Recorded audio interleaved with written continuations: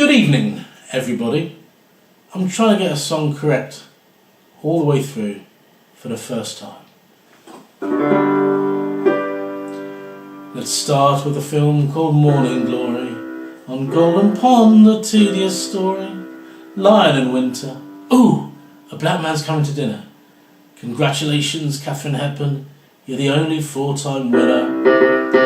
Until this year, McDormand won it twice. Now the Maestros won it thrice for 3 big narrative stories. Was it Argo or Chicago? No, the films were Fargo, No Man Land and Billboards in Missouri.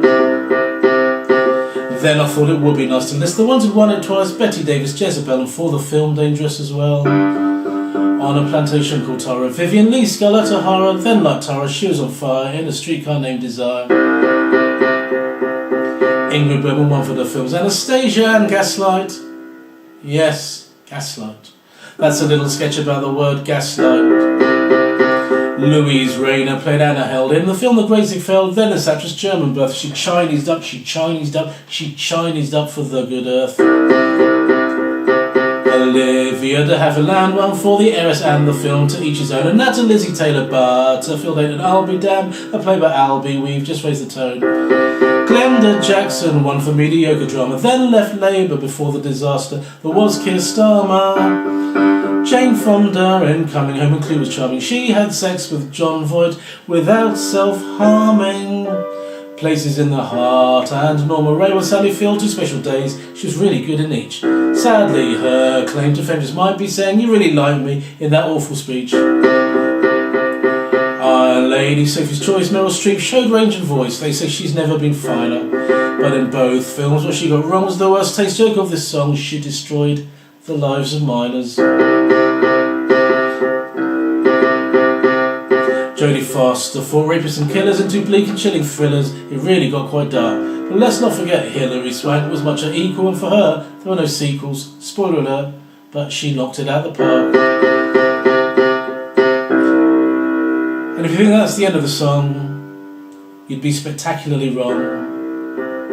We now go back and list the ones who thrilled their nation by winning the Oscar for Best Actress on a solitary occasion. The first of these great entertainers was the actress Janet Gaynor. Mary Pickford Falcock at United Artists, quite a safe bet. The Divorcee had Norma Shearer. These are films from a different era. Mary Dressler, Millenbill. Will I see it? No, don't think I will. Let's keep this rhyme some sort of order. Helen Hayes, Madeline Claudia, then Claudette Colbert. That's right, Frank Capra's It Happened One Night. Fred Astaire's most famous role was Ginger Rogers, Kitty Foyle, Mrs. Miniver, Greg Garson. Kind of rhymes with Roonbury Larson. The Song of Bernadette, one for the actress called Jennifer Jones. Now 2 more Jones, vie 4 position. Learn them both as your new mission. Crawford, Mildred Pierce, and with competition fierce, Joan Fontaine for the film Suspicion. Jane Wyman, well she was in the film Johnny Belinda, it's where she wanna gone. If you wanna finish off the 40s, get this pianoforte to play a slightly different song. Loretta Young. The Farmer's Daughter was the film for which she won. And now we reach the 1950s. Julie Holliday won for a film The Schoolboy Yesterday. Shirley Booth, Come Back Little Sheba, famous then, much less today. The Country Girls Wes Kelly had a stroke that caused a car to crash. Reese Witherspoon played Junior Wed, a bloke who made a car to cash. The Country Girls Wes Kelly had a stroke that caused a car to crash. Reese Witherspoon played Junior Wed, a bloke who made a car to cash. I want to live, said Susan Hayward. If you want to live, then don't be wayward. Room at the top, Signorella, Zemanelli, Cabaret. There are 2 foreign language winners. First was Sophie Ello and the other, Marion Cotillard, or Elna Regretien. Patricia Neal and Bancroft, they had charm, and grace and style that looks so much more to their careers than wives of Roald Dahl and Brooks. Joanne Woodward was unique. She played all 3 faces of Eve. Sandra Bullock, also unique, winning for All About Steve. Hey? Jealousy rages through the industry, keeping egos on the ground, giving them a run around. It was out of spite, you see, and a golden raspberry for the weekend that she showed such pride in the film Blindside. Roasted to Anna Magnani, Julie Andrews, Super Nanny, Barbara Streisand playing Fanny, Jessica Tandy, Racist Granny.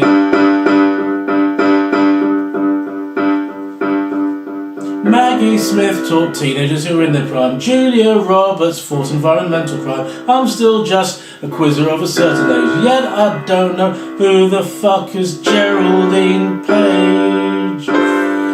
If you're wondering just who's this bell end, well, this living hell end, are there many more? Well, I'm sorry to tell you haven't seen the worst. In fact, that's Ellen Burstyn. Alice doesn't live here anymore. Network Cafe done away. Louise Fletcher took their fun away, and when they tried to run away, she simply had them done away. Gwyneth Paltrow loving Shakespeare. Charlize Theron, wow, she makes for Justin Portman in Black Swan and got 2 tickets for Swan Lake, dear. In the film called Miner's Daughter, Sissy Spacek plays a singer. In the film, Thomas of Endearment, Shirley MacLaine mourns the tragic death of her daughter, played by Deborah Winger. Holly Hunter played a meanwhile. Emily profoundly deaf Helen Mirren, now the tricky role of Queen Elizabeth. And don't forget the other Helen. Helen Hunter acted well in the slightly patronising, homophobia normalising rom-com As Good As It Gets. And if I'm singing way too fast, I'm trying to gloss over the Nazi past imposed on English Rose, Kate Winslet. Halle Berry and Moses Baldwin, Keaton Annie Hall, will this song ever end? Stewart Silverline is played by J-Law, Sharon Winston Gaylor, Emma Thompson, Howard's End. Susan Sandler, Emma Walking, Kathy Bates, obsessive stalking, oh that poor man. Though I really love my ankles, her reputation rankles, I see in her a proper fan. Of Audrey Hepburn gallivanting, being ever so enchanting, being charming, being witty, and roaming the eternal city in a popular depiction of a princess out of fiction, who happened to be called Princess Anne. And I must say, on the whole, man, I preferred Olivia Colman and the surprisingly graphic and astonishingly sapphic portrayal of the real-life Queen Anne.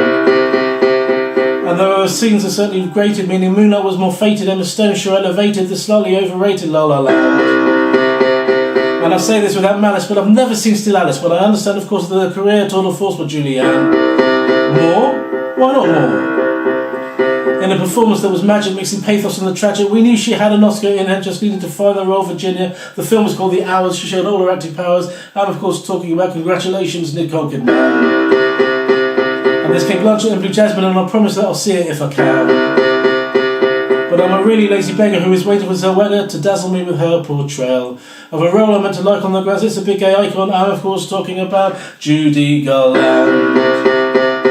And if you're really listening, then you'll notice that I missed out Julie Christie. Not for Argo, not for Fargo, sure as hell not for Chicago, but oddly enough it wasn't for Lara with Trivago. And if I really hope that you've enjoyed this epic narrative poem that I've written and sang. And if you're really good, you'll know that there's one more left to go. Another pop band, hello, I'm Mr. Blue Sky, Jessica Lange.